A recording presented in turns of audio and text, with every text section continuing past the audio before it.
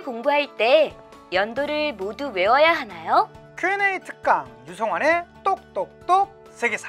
반갑습니다 여러분. 여러분의 역사 완성자 유성환입니다. 세계사 공부 열심히 잘하고 계시죠? 세계사 하다 보니까 정말 매력적인 과목 아닙니까? 맞아요, 그렇습니다. 그런데 여러 학생들이 질문을 올려줬습니다. 선생님, 세계사 공부할 때 너무 재밌고 선생님 너무 파이팅 넘치게 해주셔서 좋은데 연도가 엄청나게 많이 나와요. 근데 그 연도들을 모두 외워야 하나요? 그거 모두 외워야지 수능 만점 받을 수 있나요? 라고 여러 학생들이 고민하고 계시고 또 질문도 올려주셨더라고요. 그래서 제가 그것에 대해서 이번에 답변을 드리려고 나왔습니다. 세계사 공부를 할 때 사실은 한국사도 그렇거든요. 한국사도 공부할 때 부담이 참 많은 게 이렇게 내용적으로 이해하고 또 기승전결이 있고 흐름이 있고 이러니까 그런 것은 대부분의 학생들이 좀 괜찮았는데요. 바로 연도에 대한 암기입니다. 선생님, 특히 우리가 뭐 조선시대나 고려시대 이런 거는 잘 모르겠는데 현대 파트 오면, 근현대 파트 오면 너무나 많은 이 연도들이 나와요. 이거 모두 외워야 되나요? 라고 하는 건요, 한국사 공부를 하는 학생들도 역시 같은 고민을 하고 있는 것입니다.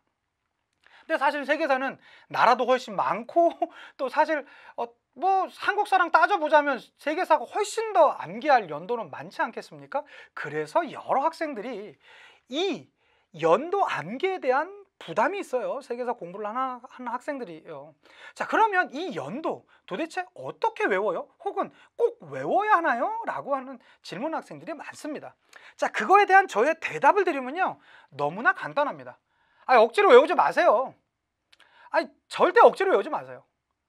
왜 그러냐 하면요, 연도를 가지고 직접 출제되는 문제는 거의 없습니다. 선생님 그거 아닌 것 같은데, 그 선생님 풀이할 때도 연도적인 개념으로 이거 뭐 가끔 문제도 풀이하시고 그러잖아요. 맞아요. 저는 그 문제를 풀이해 드려야 되고 또 명확하게 딱딱 떨어지는 건 연도가 있기 때문에 그렇게 알려드리고 가끔 풀이도 합니다. 그런데 여러분, 더 중요한 건 연도를 몰라서 틀리는 세계사 문제는 없습니다. 없어요. 제가 단언코 말씀드립니다. 그런데 선생님, 그러면 분명히 문제 풀다 보면 흔들리는 거 있었는데, 그건 왜 그러냐면 앞뒤에 무슨 문제가 있었냐, 그거 뒤에 무슨 문제가 있었냐, 그거 앞에 무슨 문제가 있었냐, 이 전후에 대한 것을 연도상으로 물어보기 때문에 아마 여러분들이 연도를 외워야 된다라는 부담감을 느끼고 있어요. 작년에 출제되었었던 수능 문제, 그 러시아 혁명 같은 경우에도 러시아 혁명이 1917년에 있었거든요. 그래서 그 연도상으로 뭐 가나다라 이렇게 나와 있고 저도 분명히 그렇게 풀이를 했습니다. 그런데요, 그거 1917년 몰랐어도 돼요. 그 앞에 전후 관계에 의해서 문제 분명히 풀 수 있었어요. 그런데 사실은 저는 이 말씀을 드리고 싶어요. 우리가 이제 그 고대사라든가 중세 그쪽은요, 사실은 연도에 대한 걸 제가 특히 뭐 연도에 대해서 아주 좀 세밀하게 공부하는 친구도 있으니까 저도 강의할 때 가끔 언급도 하고 써드리기도 하고 해요.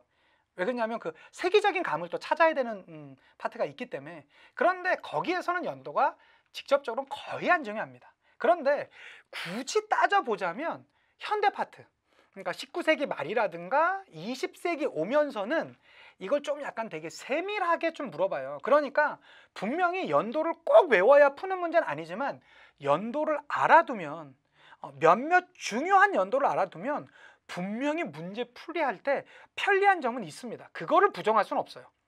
문제 분명히 편하게 풀립니다. 그렇지만 우리가 모든 문제를 외워야 하는 것은 절대 아닙니다. 여러분, 이거는 꼭 알아두셨으면 좋겠어요. 절대 아니에요. 그러니까 우리가 모든 문제를 풀 필요는 없습니다. 모든 연도를 외울 필요는 없습니다. 그렇지만 제가 아마 제 수업 여러 번 들은 학생들은요, 제가 뭐 예를 들어서 제가 한번 질문 한번 해볼까요? 세계 대공황 언제 있었죠? 1929년에 있었어요. 근데 선생님, 이런 연도 꼭 외워야 돼요? 아니요, 몰라도 돼요. 그런데 더 중요한 건 뭐냐면 1차 세계대전과 2차 세계대전 사이에, 1차 세계대전이 1914년에서 18년까지 있었거든요. 그리고 2차 세계대전은 독일이 폴란드를 침공했었던 1939년에 시작됐거든요. 근데 그 중간에 세계 대공황이 있다라는 거 정도의 이런 선후 관계를 알아두시면 좋은데, 사실은 제 수업을 여러 번 듣다 보면 그 정도 연도는 억지로 암기나, 여러분 억지로 암기하시는 건 절대 안 좋습니다. 왜 그러냐면 그거는 잘못하면 다른 내용, 여러분들이 진짜로 캐치해야 되는, 진짜로 꼭 알아둬야 되는 내용들을 그걸로 인해서 잊을 수도 있어요. 그런데 제 이 파이팅 넘치는 이 수업 여러 번 듣다 보면 어떻게 돼요? 그냥 저절로 외워지게 되는 경우들이 있어요. 그런 거는 꼭 그런 학생들은 이거 연도 억지로 안 외워지? 이럴 마음을 가질 필요는 없다라는 거예요. 그냥 제 수업을 듣고 하다 보면 제가 뭐 여러 번 언급해드리고 그런 거, 예를 들어서 변법 자강운동 언제 있었죠? 1898년도에 있었어요. 그 앞에는 양무운동이 있었고 그 뒤에는 뭐가 있었죠? 의화단 운동이 있었습니다. 의화단 운동은 1899년에서 1901년까지 있었고 신축 조약에서 끝나게 됐었잖아요. 그리고 나선 중국 현대사에서 뭐 들어오죠? 광서신정이 시작되잖아요.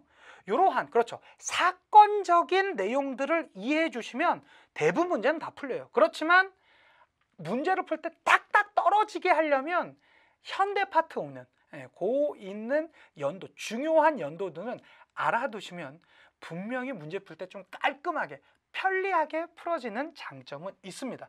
그렇지만 절대 연도를 억지로 외우시지 마세요. 어떤 친구들 보면요, 막 연도별로 쭉 써가지고 막 난 세계사 공부 엄청나게 열심히 할 거야, 나 이번에 다 맞을 거야, 그러고 수능 특강 좀 더 나가서는 어떤 친구는 교과서를 다 그냥 통째 연도를 외우려고 하는 학생들이 있더라고요. 실제 저희 학교에 있었습니다. 그래서 제가 막 혼냈어요. 야, 그러면 안 돼. 절대 그러면 안 돼. 왜 그러냐면 그거를 안다라고 해서 틀리진 않겠죠. 그런데 여러분, 저희는요, 공부하다 보면 한계가 있어요. 인지구조에 한계가 있어요. 들어오는 공부량이 한계가 있기 때문에 그거를 그렇게 많은 시간을 투자해서 많은 내용을 그렇게 억지로 하다 보면, 물론 뭐 본인이 재밌어서 하는 경향도 있겠지만 분명히 다른 쪽에 이 공부량이 좀 부족해지기도 하고요.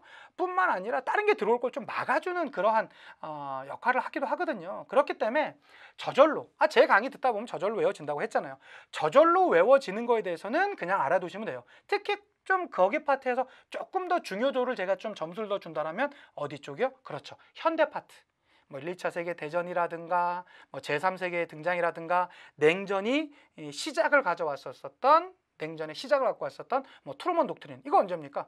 1947년이거든요. 그렇게 되면서 마셜 플랜 나오게 되고 이 냉전 체제가 성립되게 되는 뭐 그러한 개념들은 사실은 연도적인 개념을 알아두면 조금 유리한 측면은 분명히 있습니다. 그래서 억지로 연도는 외우실 생각을 하지 말되 외운 건 그냥 뭐 들어오는 거는 그냥 외우시면 되고요. 더 나아가서 뭐 그 16세기에 무슨 일이 뭐 언제 정확히 뭐가 있었었냐, 뭐 낭트 칙령이 언제 있었냐, 1598년도에 낭트 칙령이 있었는데 그거 꼭 외워야 되냐, 그런 거 외우실 필요 없어요.